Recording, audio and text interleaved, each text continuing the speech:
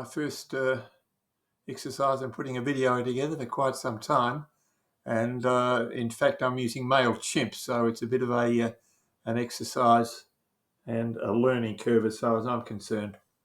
There are a whole lot of things that I'm fairly browned off about that's happening in our society today, and I'm going to try and talk about just a few of them. Firstly, you probably know I live in the Shire of Mornington on the Mornington Peninsula in Victoria, Australia. And recently Australians underwent a process of deciding whether or not we should change our constitution to include a voice to Parliament, which would represent the First Nations or Aboriginal people giving advice, etc., to the federal Parliament. It was soundly rejected by 2-1.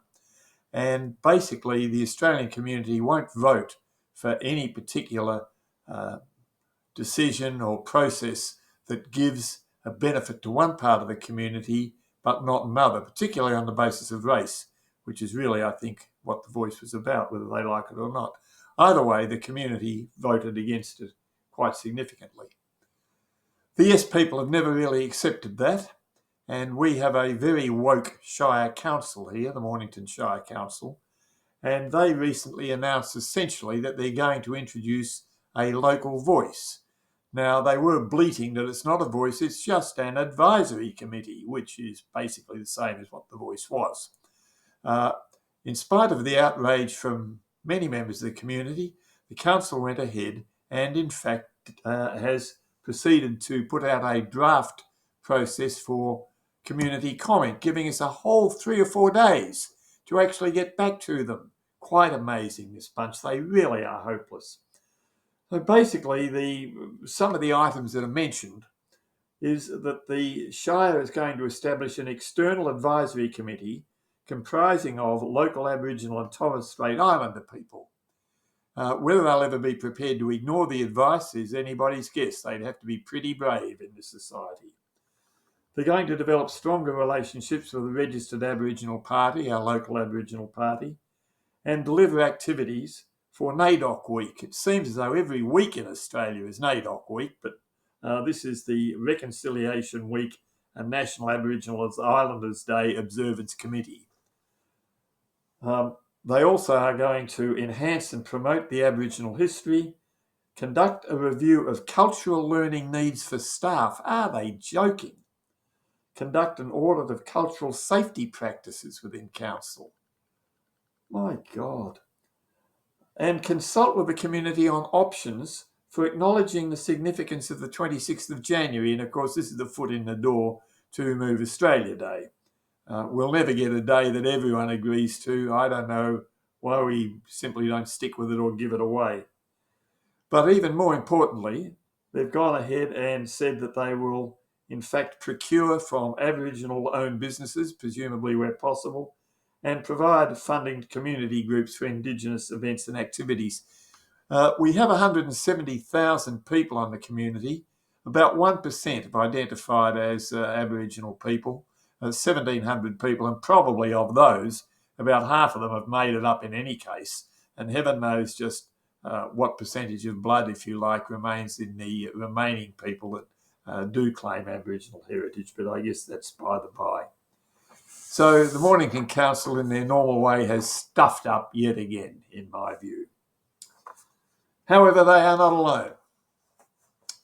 Our wonderful federal government, Labor Party government, who has been railing against the use of vapes for quite some time, and they have in fact banned vapes from usage, except at least nicotine-containing vapes from usage unless you get a prescription from a doctor.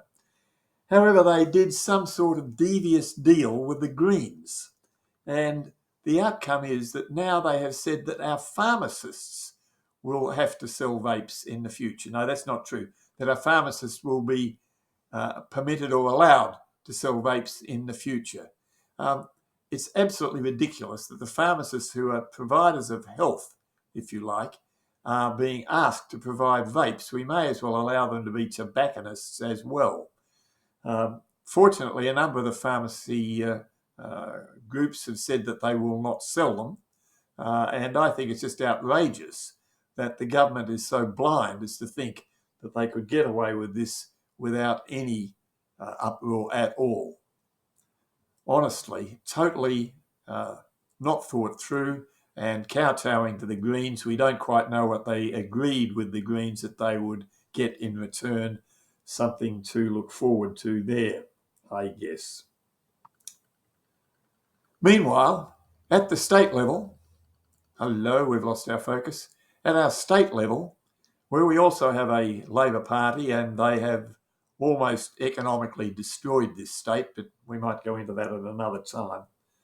They have been, under the previous Premier, His Highness, His Worship Daniel, and under the initial couple of months of his replacement, Daniel Andrews' clone, Jacinta Allen, have been railing against the use of drugs and basically saying that people should be responsible for their own actions.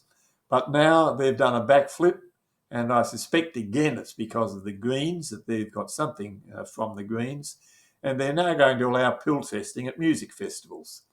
I think this is quite crazy. Drug taking is illegal. And yet here's the government with our money setting up devices so that people can test drugs at music festivals. What do the police do about it? Obviously, they can't arrest people given the current environment, and we are simply encouraging people to do that. The other question is, will in fact kids do this? If it's going to cost, I don't know what a pill costs, but let's say it's $15, and presumably the testing is destructive. So you give them, you waste $15 by finding out if the pill's going to kill you or not. Many of them won't even bother. And finally, if they do test them and the next pill in the pack does not have the same composition and kills you, who is going to be responsible when the grieving parents sue the state, which they will, given our litigious society? What a total shambles. Our state government also has come up with new death duties, or death duties by stealth, in fact. Extraordinary figures of increases of up to 700 and 800% in the costs of getting probate. So it can certainly be up around $15,000 or more for any reasonable size estate. It's basically just a small form of death duties by probate, by stealth. And really, there's nothing any of us can do about this. It's what's so frustrating. We can't do anything about the voice. We can complain and we just get ignored. We can't do anything about the vapes. You can complain. The chemist might have an answer to that. The pill testing, there's been enormous groundswell against it. So what? Nothing changes. Death duties, an enormous groundswell against that. So what?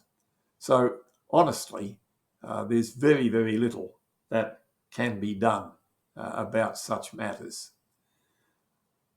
On another case, again, our state government, or at least should we say within the state, there's been a young, I believe he's 14-year-old lad who's had 380 charges against him dropped, and on 9 days ago was put out on bail again. He's never been into any into jail or any youth centre or anything like that, to the best of my knowledge.